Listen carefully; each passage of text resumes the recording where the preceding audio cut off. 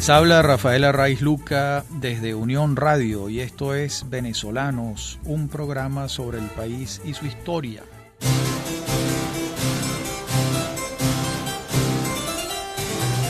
Hoy comenzamos el programa en 1737, cuando Gabriel de Zuloaga toma posesión del cargo de gobernador de la provincia de Venezuela. Él es un factor, un funcionario de la Compañía Guipuzcoana que ha sido sugerido a la corona española para fungir como gobernador de la provincia de Venezuela. Estaba previsto que estuviese al frente de la provincia 5 años, pero dada su eficiencia en el trabajo encargado por la corona española, pasó 10. Y de tal manera que es el gobernador de la provincia de Venezuela que estuvo al frente de la provincia por más años. Estuvo de 1737 a 1746. Una de las primeras tareas que tiene que enfrentar tiene que ver con la presencia de escuadras inglesas en La Guaira y Puerto Cabello. Esto va a ocurrir en 1739 y en 1743. Y esta presencia forma parte de la llamada Guerra de la Oreja de Jenkins. Y ustedes se preguntarán, bueno, ¿y esto qué es? Había un capitán muy popular inglés que se llamaba Robert Jenkins, a quien un español le cortó la oreja en la Florida, en una refriega. Y esto fue la excusa, este fue el punto de inflexión para que Gran Bretaña le declarara la guerra a España. Esta guerra se va a extender entre 1739 y 1748 y va a tener un capítulo americano, caribeño particularmente, muy pronunciado, que es este que toca en las costas venezolanas. En el fondo, la oreja de Jenkins era la excusa para lo que aspiraban los ingleses, que era controlar el comercio en el Atlántico y en el Caribe. Y por supuesto los españoles se oponían porque estos eran sus territorios.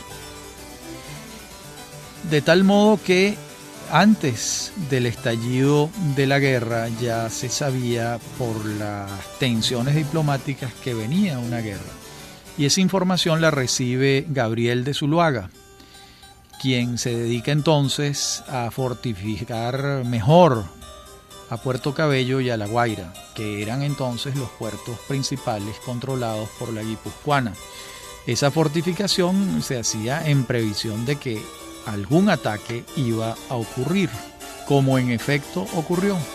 El 22 de octubre de 1739, 3 barcos británicos al mando del capitán Thomas Waterhouse atacaron el puerto de La Guaira. Allí estaba el capitán Saucedo con una defensa férrea del puerto junto con por supuesto, su pequeño ejército, y lograron ahuyentar al enemigo a punta de cañón. Hay una segunda incursión inglesa en 1743, que fue más seria, más grave que la de 1739. Esta va a ocurrir el 2 de marzo de 1743, cuando el vigía de la atalaya de La Guaira a las 6 de la mañana, en el amanecer, vio nada menos que 19 naves que avanzaban hacia el puerto. Le corrió un escalofrío por la columna vertebral y dio aviso de inmediato a las fuerzas acantonadas en La Guaira, y se mandaron mensajes y un propio a Caracas a avisarle a Zuloaga que esa era la situación, que estaban muy cerca ya los 19 barcos británicos, muchos más que los 3 de la intentona anterior. Entonces el capitán Mateo Gual en La Guaira y el capitán José de Iturriaga, por su apellido un factor de la Guipuzcoana obviamente, se preparan para el desafío mientras Zuloaga sale de Caracas hacia el litoral al frente de un ejército que ha logrado armar, un ejército de buenas proporciones, porque el desafío de 19 barcos no es poca cosa. Dice Luis Alberto Sucre en un libro muy bueno, Gobernadores y Capitanes Generales de Venezuela, que el capitán Wall diseñó una estrategia que funcionó. ¿Cuál fue? Dejó que la armada inglesa se fuese acercando hasta el puerto, disparando sus balas de cañón y causando estragos en el puerto de La Guaira. Pero los dejó acercarse hasta que los tuvo a tiro, y entonces desde la costa pudo atacarlos, causándoles graves daños. Tantos daños que la escuadra inglesa no tuvo otro camino que retirarse. En ese momento pierden en el encontronazo a 227 soldados. Bien porque cayeron en batalla, murieron, o porque las heridas fueron muy graves y quedaron fuera de combate.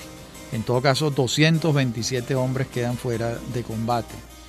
El jefe de esta escuadra era el comodoro Charles Knowles, quien no se da por vencido y regresa causando destrozos mayores en el puerto, hasta que la resistencia de los guaireños se pronuncia todavía más, y al caer la noche, Knowles se retira hacia una zona del mar donde no lo alcanzan los cañones de La Guaira, de las fortificaciones de La Guaira. A todas estas, en la madrugada llega Zuluaga con sus tropas y advierte, que Gual y Turriaga y sus hombres han resistido este envión. Regresa a Caracas a tranquilizar a la población, que había quedado en la mayor angustia, y la escuadra inglesa comienza a disparar desde lejos, pero no causan mayores daños. De allí que el 5 de marzo se retiran a Curazao y llegan a la isla muy maltrechos, con las embarcaciones muy dañadas por los cañonazos de La Guaira y con alrededor de 600 bajas. De modo que estamos hablando de unos daños muy muy grandes que logra causarle la fortificación de La Guaira a esta gran escuadra inglesa. En Curazao reparan los barcos, reclutan nuevas tropas y se disponen a intentar lo mismo en Puerto Cabello. Y eso es lo que va a ocurrir. Pareciera que en Puerto Cabello sí iban a vencer los ingleses. Los daños a la fortificación de Puerto Cabello y a los soldados fueron muy grandes. Hasta tanto llegó Zuluaga con sus tropas y pudo definir a favor de los españoles el encontronazo. Eso fue el 26 de abril de 1743 y se mantuvo esta situación hasta el 10 de mayo. Estamos hablando de 15 días de batalla, ¿no? Una refriega muy grande entre los buques ingleses y los de la Guipuzcoana. Como les decía, por momentos se pensó que vencían los ingleses, hasta un momento en que el comodoro Knowles no le queda otro camino que irse, porque ya los destrozos que padecía su escuadra eran muy grandes, y se va hacia Jamaica. Es la segunda vez que es derrotado en las costas de Venezuela, La Guaira y Puerto Cabello. Sin embargo, los barcos de la compañía guipuzcoana que van a enfrentar a los ingleses en Puerto Cabello quedan en muy mal estado, tan mal estado que algunos quedaron inservibles, y lo que se hizo fue aprovechar las piezas que no estaban dañadas para repuestos para otros barcos. De modo que los destrozos de esos barcos de la Guipuzcoana fueron muy grandes, ¿no?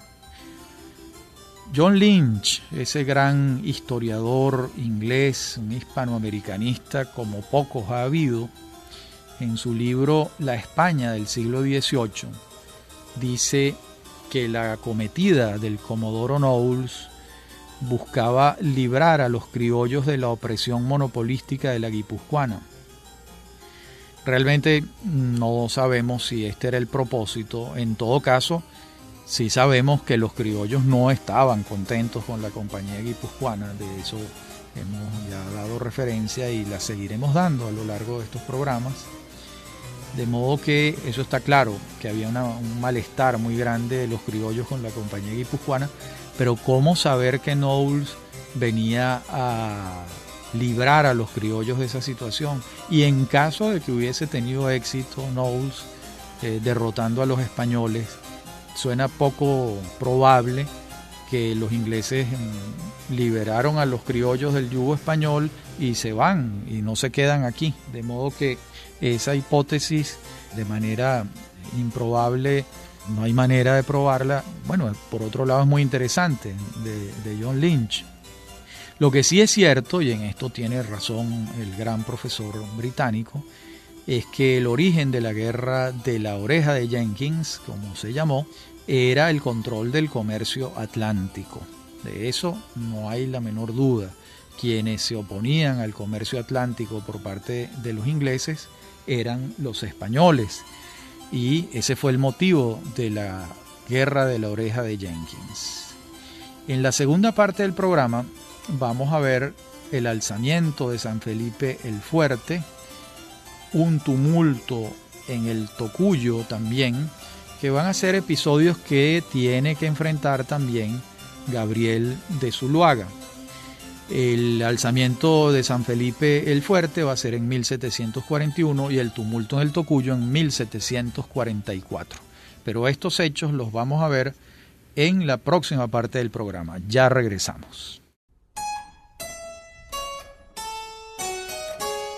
Decíamos en la parte anterior que íbamos a seguir revisando los desafíos que enfrenta el gobernador Gabriel de Zuloaga. Uno de ellos ocurre en enero de 1741, cuando el Cabildo de San Felipe el Fuerte, que así era como se llamaba San Felipe, capital del estado Yaracuy actualmente, el Cabildo desconoce el nombramiento de Ignacio Besazábal como justicia mayor de la ciudad. ¿Cuál es el argumento que esgrime el Cabildo? Dicen que no podía ser nombrado por el gobernador Zuloaga, sino que tenía que ser nombrado por el virrey de Santa Fe de Bogotá. Bueno, era, digamos, un argumento que tenía algún fundamento, pero no todos los justicias mayores de las ciudades los nombraba el virrey de Bogotá. Era una potestad que también tenía el gobernador. ¿Por qué la invoca el Cabildo? Bueno, porque el Cabildo estaba realmente molesto con Besazábal, que por su apellido era evidentemente un factor de la guipuzcoana. ¿Cuál era la molestia? Que estaba combatiendo el contrabando. Era una de las tareas que tenía la compañía guipuzcoana.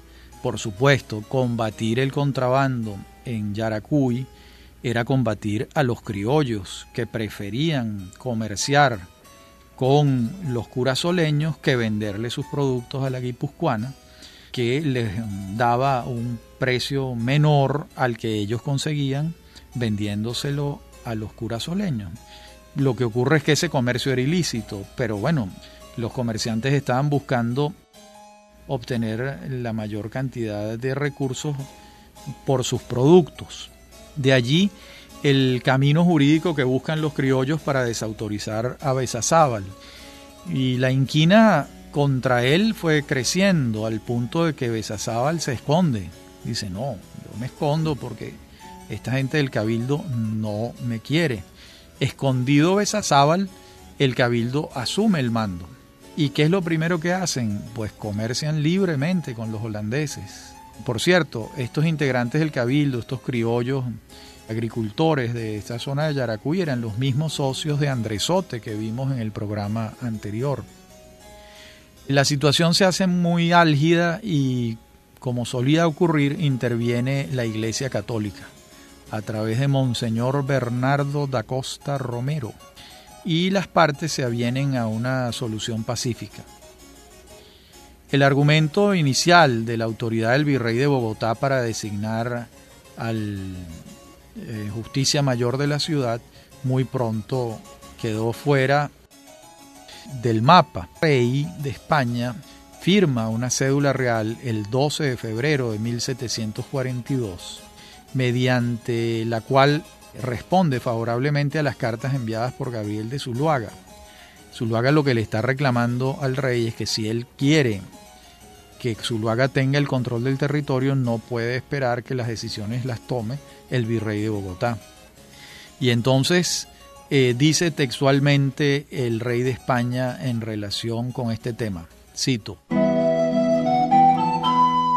relevar y eximir al gobierno y Capitanía General de la provincia de Venezuela de toda dependencia del virreinato del nuevo reino de Granada. 1742. Además, en esa cédula encarga al gobernador de la provincia, cito, el celar sobre el cumplimiento de la obligación de los de las de Maracaibo, Cumaná, La Margarita, La Trinidad y La Guayana, en lo que respecta al ilícito comercio. Es una redundancia, es decir, está señalando que se ocupen también del comercio ilícito en estas provincias, pero es una redundancia porque ese fue el encargo inicial a la compañía guipuzcoana. Digamos que está corroborando lo que ya ha decidido en 1728 el rey. Por otra parte, no queda duda de que al señalar a la provincia de Venezuela como encargada de esta tarea, ya está señalando su capitalidad, y estamos en 1742.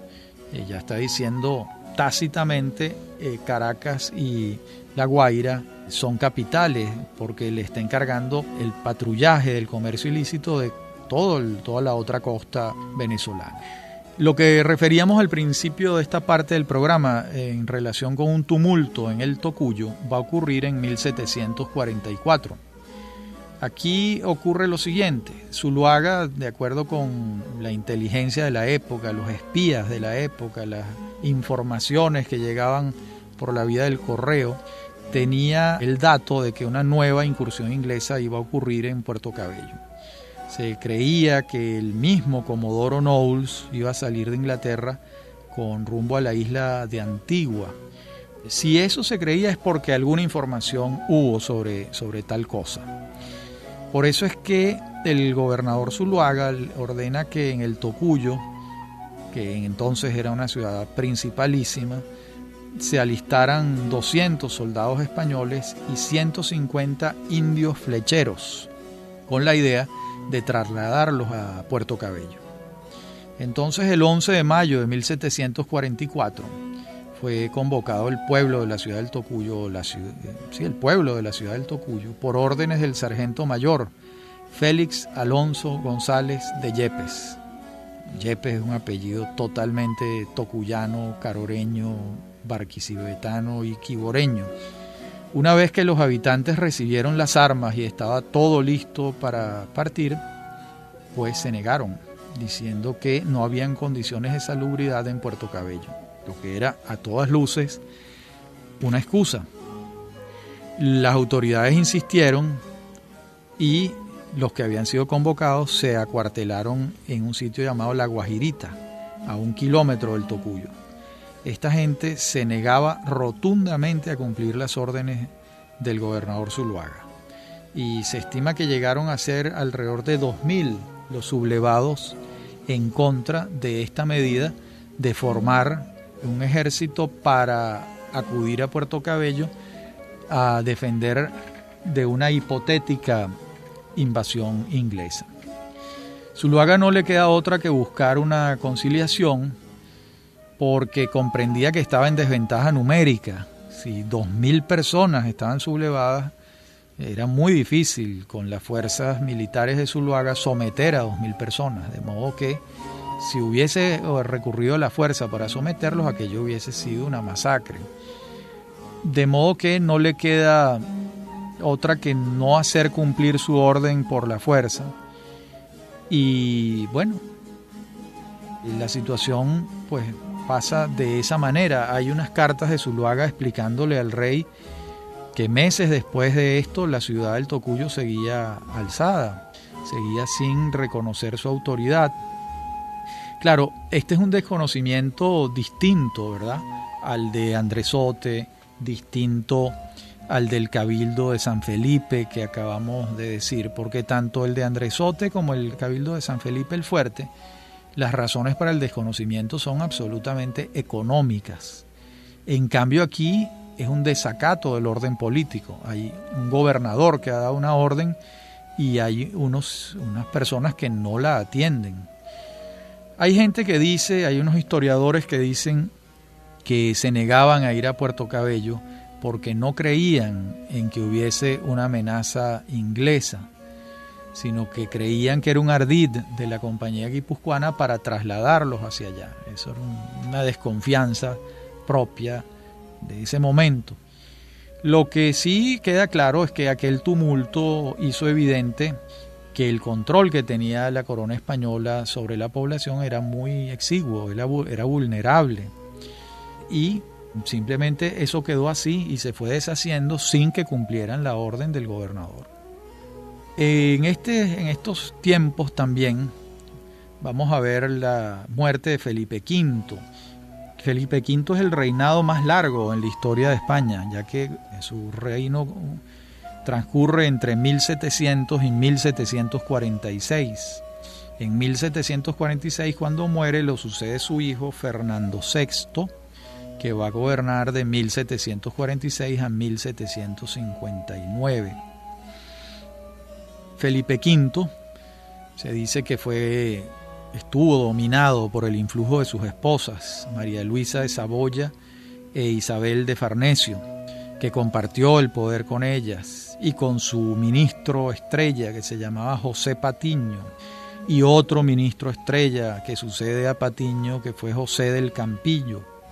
Su muerte ocurre el 9 de julio de 1746, y esto lleva al trono a Fernando VI, como veníamos diciendo.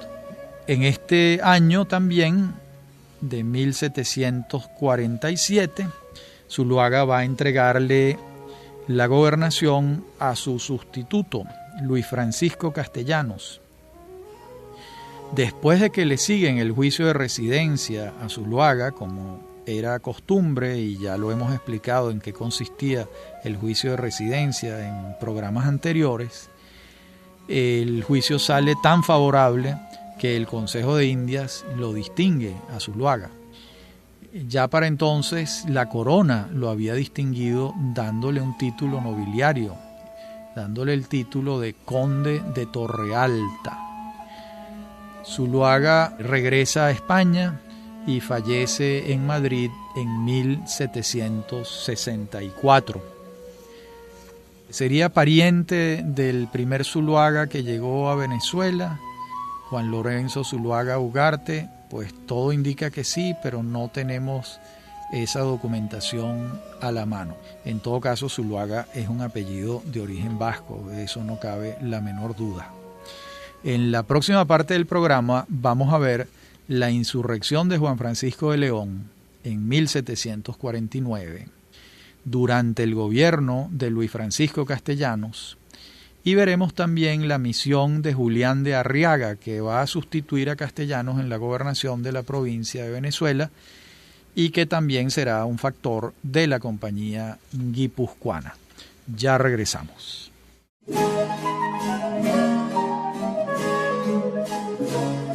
Estamos en 1747 y está llegando a La Guaira como gobernador designado don Luis Francisco Castellanos, un veterano con 33 años de servicio, que a su vez ostentaba el grado de mariscal de campo, de modo que era un hombre ya experimentado, un veterano. Al año siguiente se firma entre España e Inglaterra el Tratado de Aquisgrán.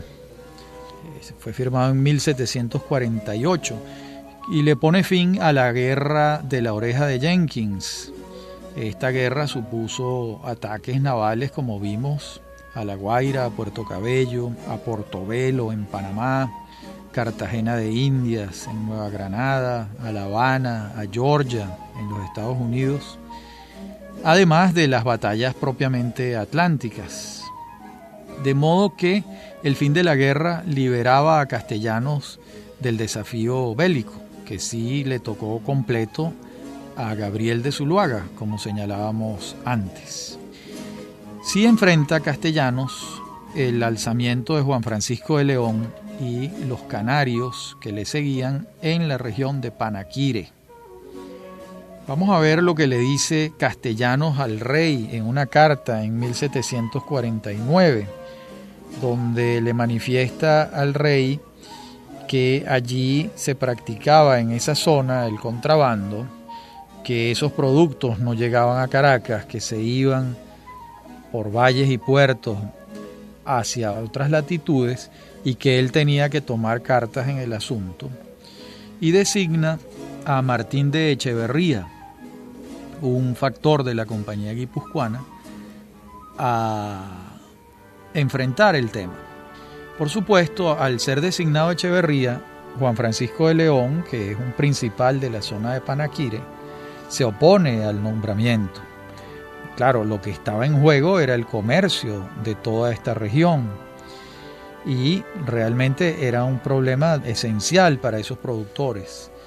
Nos referimos a los habitantes de Panaquire y el valle de Caucagua. En su mayoría eran canarios de origen, quienes se oponen entonces a la designación de Echeverría en sustitución de Juan Francisco de León. Juan Francisco de León lo querían porque era uno de ellos y porque se hacía de la vista gorda en relación con el comercio ilícito. De modo que se forma una poblada, se arman y Echeverría huye. De esa poblada se convierte prácticamente en un ejército que decide ir a parlamentar con el gobernador y el cabildo en Caracas. Esto está ocurriendo el 19 de abril de 1749. La autoridad del gobernador está siendo desconocida porque él ha nombrado a Echeverría y León se resiste y la población respalda a León. Los historiadores hablan de distintas cifras. Unos dicen que se trató de 900 personas, otros 800, otros dicen que 600, etc. No tenemos cómo saber cuánta gente marchaba desde Panaquire y Caucagua hacia Caracas a hablar con el gobernador. El gobernador manda a unos embajadores a hablar con León y eso ocurre en la explanada de Chacao, porque Chacao todavía como pueblo no se había fundado. León sospecha que esto es una estrategia para dilatarlo y decide seguir hacia Caracas, porque le han dicho, le ha llegado la información de que Castellanos está tratando de irse, de huir, cosa que es verdad. Y cuando León y su ejército llegan a las puertas de la casa del gobernador, el gobernador se escabulle por la puerta de atrás y logra irse y baja disfrazado a La Guaira y allí establece, distancia de toda esta situación, de manera que se salvó de acuerdo con este ardid. La animadversión hacia la Compañía Guipuzcoana era notable, era muy grande, de modo que empiezan a hacer diligencias los principales caraqueños, entre quienes estaban el conde de San Javier y don Alejandro Blanco Uribe, para tratar de limar las asperezas, pero no hubo manera. Las molestias eran muy grandes y las molestias tenían el fundamento en lo que ya hemos dicho en otras oportunidades, la fijación de unos precios inconvenientes para los productores y en consecuencia el estímulo del contrabando, del comercio ilícito. Hay una situación en la que el Cabildo de Caracas responde favorablemente a las peticiones de Juan Francisco de León, de modo que al gobernador no le queda otro camino que escucharlas, y las peticiones de Juan Francisco de León se resumen en la desaparición de la Compañía Guipuzcoana. Al gobernador Castellanos no le queda otro remedio que aceptarlo. Se trataba de su vida realmente. Si él se opone a la disolución de la Compañía Guipuzcoana, pues muy probablemente quién sabe en qué situación estaría o en qué situación habría pasado a estar. Entonces, al concordar la disolución de la Guipuzcoana, León se retira, regresan a sus tierras, se envía una comisión a España a enterar a la corona de lo que se ha acordado y Castellanos firma con Juan Francisco de León el envío de la proposición de disolución de la Compañía Guipuzcoana al rey. En esa situación el rey decide destituir a Castellanos y nombra a Julián de Arriaga y Rivera, quien llega a La Guaira en noviembre de 1749. Esta vez viene con 1.500 infantes y un escuadrón de caballería. Evidentemente venía a poner orden, lo que quiere decir que lo que firmó Castellanos con Juan Francisco de León, que fue la disolución de la compañía, la corona española no estaba dispuesta a reconocerlo, estaba desautorizando a su gobernador. Arriaga parlamenta, dialoga, logra avenirse con las partes en conflicto y decreta una amnistía. Reconoce los abusos de la guipuzcoana y no pacta con la guipuzcoana. De allí que entonces la propia guipuzcoana comienza a intrigar en la corte española, a malponerle ante el rey, y en menos de 2 años el rey nombra otro sustituto de Arriaga y Rivera, y en este caso va a ser Felipe Ricardos. Desde el punto de vista de la guipuzcoana y del rey, el resultado de la gestión de Arriaga fue muy blanda, porque terminó avenido con los alzados. Desde el punto de vista de la pacificación de la provincia fue eficiente, porque cesaron las hostilidades. En ese sentido, hizo un trabajo a favor del rey, y el rey requería que hubiese una amnistía y un cese de las hostilidades. De allí que cuando Arriaga sale del cargo en Caracas, lo designan presidente de la Casa de Contratación de Indias, luego lo designan intendente de Cádiz y finalmente ministro de Marina e Indias. De modo que si el rey hubiese considerado que había fracasado en su tarea venezolana, no lo hubiese designado en unos cargos tan importantes como este. Sin embargo, Arriaga es sustituido y es designado Felipe Ricardos, como les dije antes, ¿no? Y Felipe Ricardos va a llegar el 22 de junio de 1751 y se presenta en Caracas al frente de 200 soldados. A diferencia de Arriaga, Ricardos inmediatamente empieza a ubicar a los adversarios de la compañía guipuzcoana para hostilizarlos. De allí que Juan Francisco de León y su hijo, esta vez llamado Nicolás, se alzan en armas otra vez en Panaquire y avanzan hacia Caracas repitiendo la escena de unos años antes, esta vez en 1751. Pero Ricardos no es Castellanos, no es Arriaga, y sale a enfrentarlos con una violencia inusitada, causando tremendos destrozos, prácticamente una masacre. Encarcela al padre y al hijo, a Juan Francisco y a Nicolás, y a los seguidores no les queda otra que salir en desbandada, en abandonar en las pretensiones. Es decir, la violencia con que Ricardos enfrenta el tema los lleva a huir. Finalmente, Juan Francisco de León y su hijo se prestan a dar declaración, se entregan, son hechos presos y enviados a España. Y allá se les propuso cambiar la cárcel por una milicia en el ejército español que batallaba en África. El padre Juan Francisco va a morir en España el 2 de agosto de 1752. Ricardo se encargó de desprestigiar la memoria de Juan Francisco de León en Venezuela, pero es un hecho que fue un enfrentamiento valeroso de su parte en defensa de sus intereses como agricultor frente al monopolio comercial de la guipuzcoana. No obstante, los criollos que se enfrentaban a la guipuzcoana después de ver el resultado de padre e hijo León, pues recogen velas y se adecúan a regañadientes a esta situación que le plantea la compañía guipuzcoana.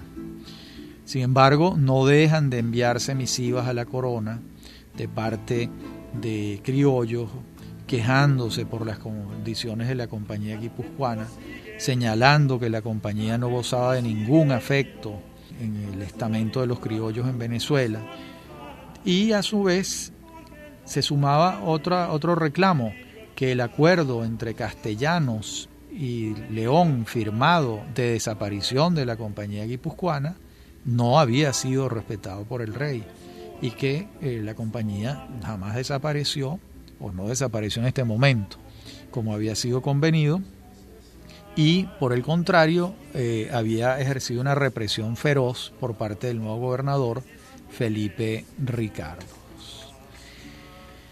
Veremos en la próxima y última parte del programa el gobierno de Felipe Ramírez de Stenós de 1757 a 1763. A este gobernador le toca organizar las fiestas con motivo de la coronación de Carlos III. Este es un rey que va a ser muy importante en la historia. Representa un cambio sustancial en relación con su padre y con su abuelo. Implementa con mayor énfasis las llamadas reformas borbónicas, con mayor énfasis que el que pusieron su padre y su abuelo en esas reformas. De modo que en la próxima parte del programa, la última, veremos estos episodios bajo un nuevo rey y un nuevo gobernador. Ya regresamos.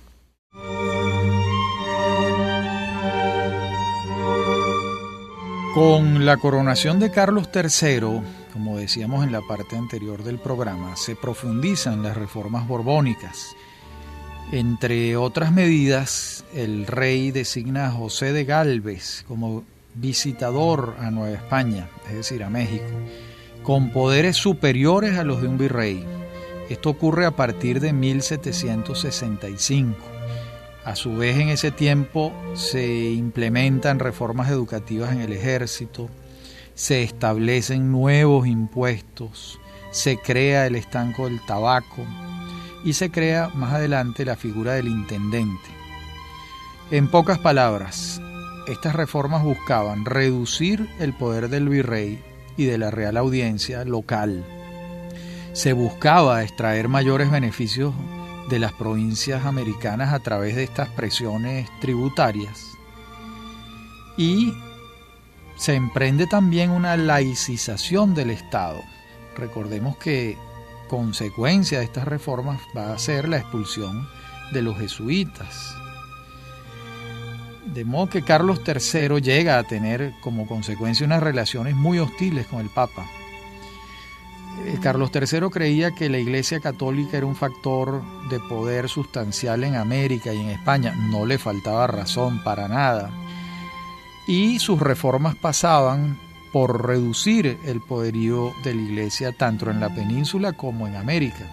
Durante casi todo el reinado de Carlos III, la influencia de Gálvez va a ser muy importante. También es de hacer notar, ¿verdad?, que siempre se ha dicho que Carlos III es el que establece el libre comercio, inspirado por el liberalismo económico. Pero esto hay que tomarlo con pinzas, porque realmente no era un libre comercio extendido, sino era un libre comercio entre las provincias españolas en América. Si esto no se aclara, tiende a pensarse que fue que asumió la libertad comercial con otros reinos, y no era el caso. En lo político sí es cierto que su laicismo formaba parte del pensamiento liberal o de la Ilustración, como suele también llamarse. No hay duda de que las reformas de Carlos III van a ser centralizadoras, que van a deteriorar el poder descentralizado que tienen los cabildos, los virreyes, las reales audiencias. De modo que eso sí es cierto. Y además la creación de la intendencia, que es una institución político-jurídica que está por encima prácticamente de todos los funcionarios y que en algunos casos son intendentes itinerantes, le dio un mayor poder a la corona sobre sus posesiones de ultramar, sobre sus posesiones americanas. De modo que esa centralización va a acentuarse mucho durante el reinado de Carlos III. Esto, por otra parte, si bien lo que quería el monarca era minimizar el poder de los criollos, cobrar más impuestos a ellos, por supuesto, constreñir las provincias a ser productoras de materias primas exclusivamente y solo consumidoras de productos enviados desde España, la verdad es que esa tarea no fue fácil. Los criollos se resistieron, se molestaron, buscaron la salida del contrabando para sus productos agrícolas, de modo que no fue fácil imponerlas. Entre otras cosas, la demografía atentaba contra el proyecto, porque tenía que imponérsele a la mayoría de la sociedad colonial, integrada por criollos, mestizos, indígenas y esclavos, y tenía que imponerse una minoría peninsular a la vasta mayoría de la sociedad colonial española americana. Bueno, Gálvez lo intenta a través de la figura del intendente, como dijimos antes, y realmente en el caso venezolano, en este periodo va a crearse la Capitanía General de Venezuela, que fue una centralización política importante para Venezuela como definición de un futuro Estado, pero a la vez era una expresión del centralismo borbónico. De modo que era una decisión que tenía ambas caras. Lo mismo la Real Audiencia, la creación de un poder judicial grande o mayor en Venezuela, era una expresión de la importancia que había cobrado Venezuela, pero también del interés del rey de tener un mayor control sobre estos territorios. Siempre buscando cobrar más impuestos y siempre disminuyendo la influencia que tenía el cabildo, que era el espacio natural donde se desarrollaban los criollos en el ejercicio de su poder político. De modo que podemos resumir lo siguiente: Carlos III y Gálvez, su gran asesor político, van a abrir frentes contra la Iglesia Católica. Evidentemente, de eso es expresión la expulsión de los jesuitas y el empeño de laicizar al Estado.